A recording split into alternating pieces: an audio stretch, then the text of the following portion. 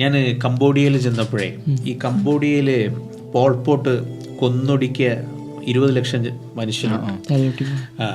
അപ്പോൾ നോംപാമിലാണ് അവരുടെ ക്യാപിറ്റൽ. അവിടെയാണ് ഈ മ്യൂസിയം ഉള്ളത്. മ്യൂസിയം എന്ന് വെച്ചാൽ പഴയ സ്കൂളുകളായിരുന്നു. അപ്പോൾ അവിടെ ക്യാമ്പുകൾ അതെ, ചെറിയ സ്കൂളുകളാണ്. ഒരു സ്കൂളിൽ പോയി മുഴുവൻ തലയോട്ടികളാണ്, ഇങ്ങനെ ഗ്ലാസ്സിൽ ഇങ്ങനെ വെച്ചിട്ടുണ്ട്. അപ്പോൾ അവിടെ ഒരു എന്താ രസം എന്ന് പറഞ്ഞാൽ, ഒരു സ്കൂളിൽ പോയപ്പോൾ ഒരാളിങ്ങനെ പുറത്തിരിപ്പുണ്ട്. അയാൾ ഇങ്ങനെ വെറുതെ ഇരിക്കുന്നു, ആരോട് സംസാരിക്കുന്നില്ല, തൊപ്പിയൊക്കെ വെച്ചിട്ടിരിക്കുന്നു. അപ്പം എനിക്ക് അയാളോട് പോയി എന്ത് സംസാരിക്കണമെന്നും അറിയില്ല. ഞാൻ അങ്ങനെ കുറേ നേരം നോക്കി. പക്ഷെ അയാളുടെ ഒരു ലൈഫ് സ്റ്റോറി അവിടെ പുസ്തകമായിട്ടുമുണ്ട്. ഈ ക്യാമ്പിൽ വിയറ്റ്നാം ആർമി കടന്നു വരികയും അവിടെ ഉള്ള മിക്കവരും കൊല്ലപ്പെടുകയും ചെയ്തു. പോൾപോട്ട് തന്നെ കൊന്നുകളഞ്ഞു. 2 പേരാണ് രക്ഷപ്പെട്ടത്. അതിൽ ഒരാളൊരു പെയിൻറ്ററായിരുന്നു.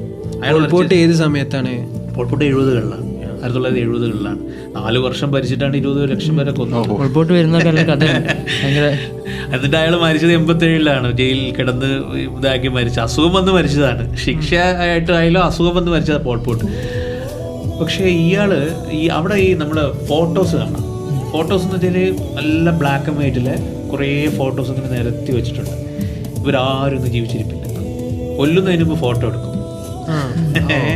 ആ ഫോട്ടോസാണ് ഇവിടെ ഉള്ളത്.